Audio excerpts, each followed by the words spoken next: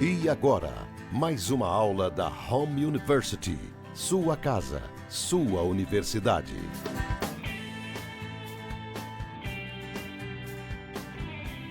Bom, estamos em nossa terceira aula sobre liderança interpessoal. E vamos falar sobre as teorias dos líderes, ou teoria do líder, são algumas. Pensamos às vezes, pessoas que são bem sucedidas na liderança, por que elas são assim? Como é que elas conseguiram atingir patamares tão maravilhosos, diferenciados na liderança? Nasceram como gene? Elas são geneticamente dotadas? Ou elas aprendem com a vida, com estudo? Como é que se desenvolve uma liderança? Ela é nata? Você aprende? As teorias da liderança possuem dois grupos de identificação. O grupo que analisa estritamente as características dos líderes bem-sucedidos e o outro grupo presta atenção estritamente no comportamento.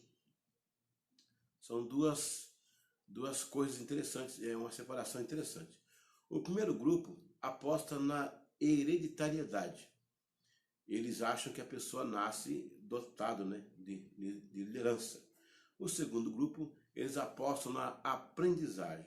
Afinal, líder nasce feito ou é preciso construir? Essas verdades estão diante de nós. Bom, na verdade, em maior parte dos casos, a liderança nasce nata, porém o líder precisa desenvolver-se. Bom, vamos analisar esses pontos e ver até onde é necessário entender os tipos de liderança, ou o tipo do líder, Vamos analisar algumas teorias para nos aproximar do fenômeno sucesso na liderança. Embora aqui eu não estou ocupando com esse tema, sucesso. Estamos analisando o líder. Primeira teoria, a teoria do líder nato. Alguém já exclamou, essa nasceu para liderar. Vemos crianças brincando, às vezes, crianças brincando e liderando a brincadeira. Muitas vezes, ao identificar alguém com fácil aproximação, extrovertida, com inteligência, carisma, facilidade de interagir com as pessoas, liderar um projeto, leva-nos a pensar que aquela pessoa nasceu com o espírito nato de líder ou da liderança. Mas será mesmo toda a verdade? Será que podemos fechar o assunto em cima dessa verdade? Ou desse tema? Ou teoria? É o que diz esse grupo. Então, agora, o que fala também a outra teoria? O que falam as outras teorias? A percepção da liderança nata reside no fato da clara espontaneidade que a pessoa exala. Veja, por exemplo, o filme The Brave Heart, O Coração Valente, onde o Mel Gibson é o protagonista, o ator principal. É sobre a história de William Wallace e um projeto político da Escócia.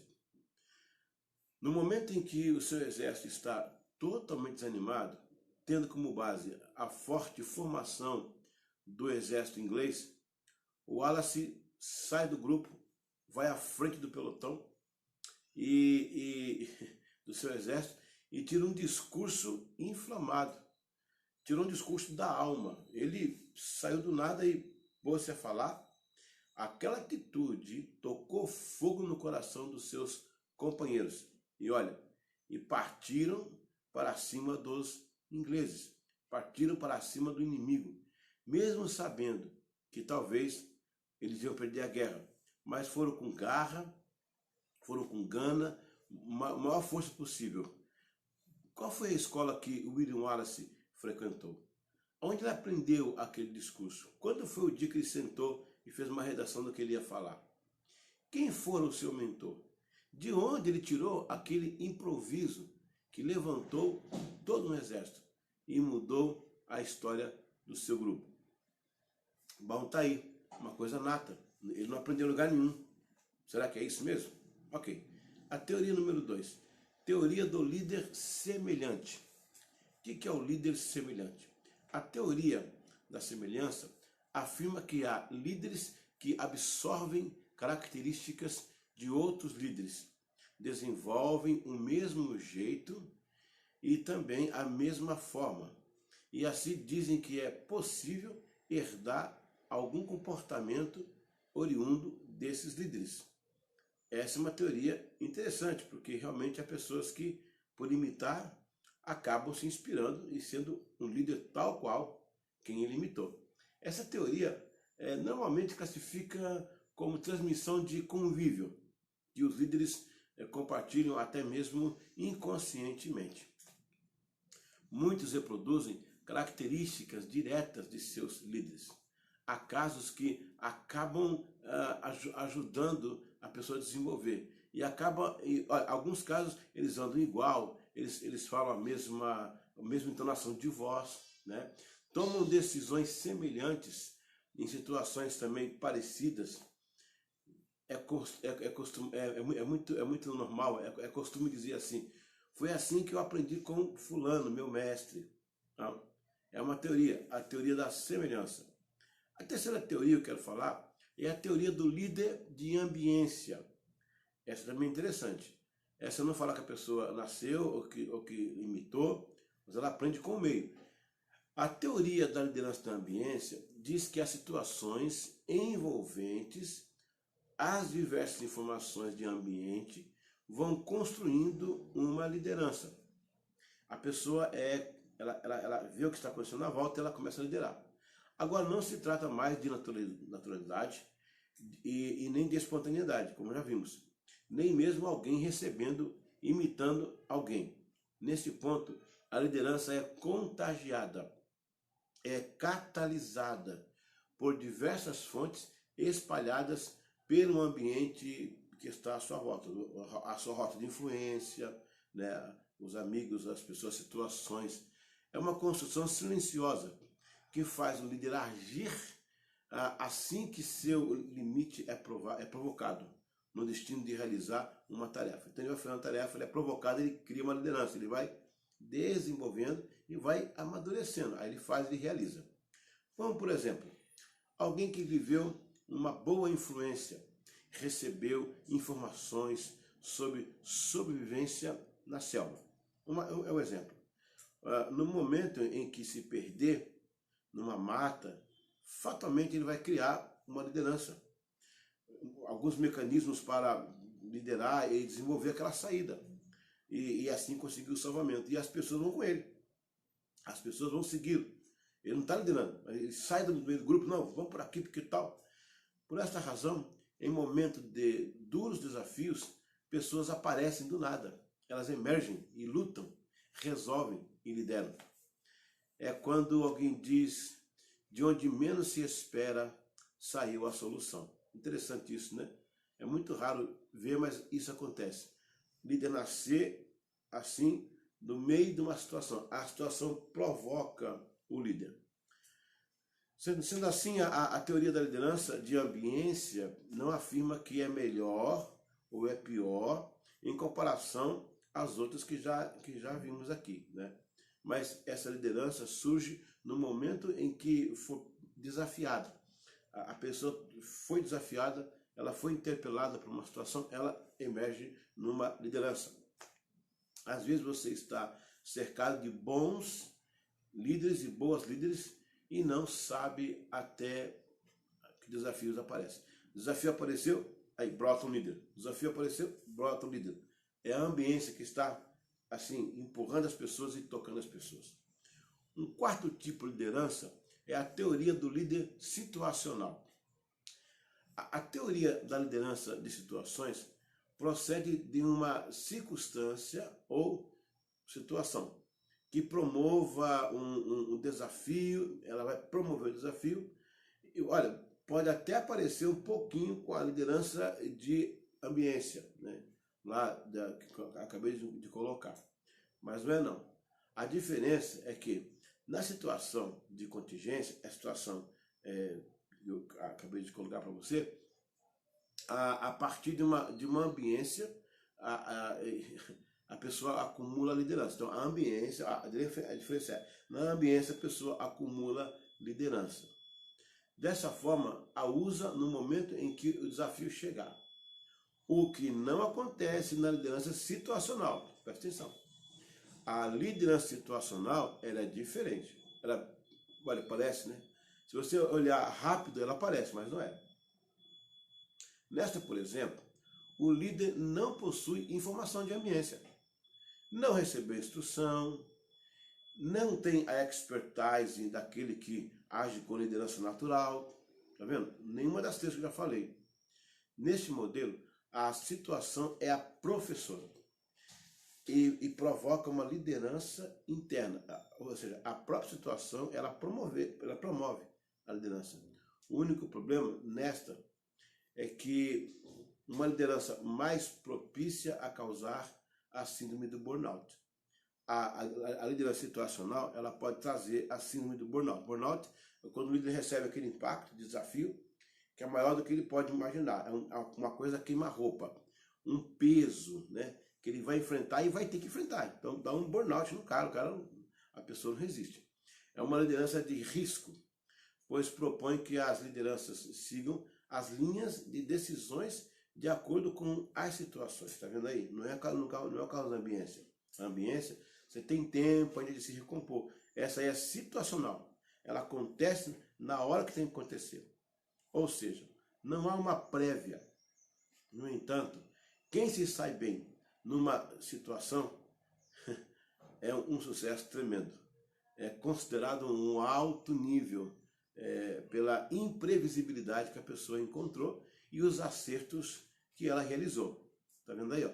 São tantas coisas que diferenciam uma liderança da outra. A quinta teoria que eu quero colocar é a teoria do líder indutivo. Como se explica essa teoria do líder indutivo? Ao contrário da liderança nata, essa teoria afirma que líder não nasce nato. Ou melhor, que os líderes não nascem natos, e sim podem ser induzidos a liderar e aprender mesmo. Aprender essa liderança. Ela diz que os líderes são feitos e não nascidos, ao passo que a teoria da liderança nata está enraizada no behaviorismo, ou seja, no comportamento. Esta caminha desprendida de qualquer vínculo natural, essa que eu falei agora, né? E segundo essa teoria, o líder pode nascer de um aprendizado. Ele pode ser despertado por um aprendizado do desenvolvimento através de atos de liderança, da observação, da companhia de alguém que está na liderança. Então, ele pode aprender sim, qualquer pessoa pode aprender, segundo essa teoria. A sexta teoria que eu quero colocar para você é a teoria da participação, ou teoria do líder participativo. Essa teoria sugere que, na participação de conselhos, de atos, informações, diligências, pode-se liderar com eficácia. Ela não é totalmente democrática, é semidemocrática, pois na democracia, como é que funciona basicamente a democracia? Um conjunto de pessoas que decidem. E pode até ser que tenha um representante para executar, mas um grupo se decide, e aí acabou. Líder participativo, a voz do conjunto é super considerado, serve como base para a decisão, mas cabe ao líder decidir. Então é o líder da participação, ele começa a liderar a partir do participar dessas coisas. Este estilo pode traduzir-se como soma das contribuições para efetuar uma ação. Uma das coisas mais vantajosas desta teoria é que a pessoa teria mais participação e isso ia gerar mais confiança no grupo, mais orgulho, e essa participação iria inspirar outros a vestir a mesma camisa, a se apaixonar pelo projeto, pois a pessoa acaba se vendo, né, dentro do pacote. Então é a teoria da participação, a teoria participativa. Essa é uma delas também. A sétima e última que queremos analisar, claro que são muitas e muitas e muitas, né?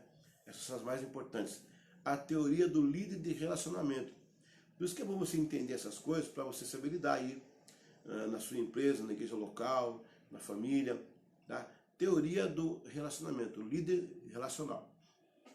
A teoria da liderança por relacionamento é mais que a participativa, está mais para a democrática.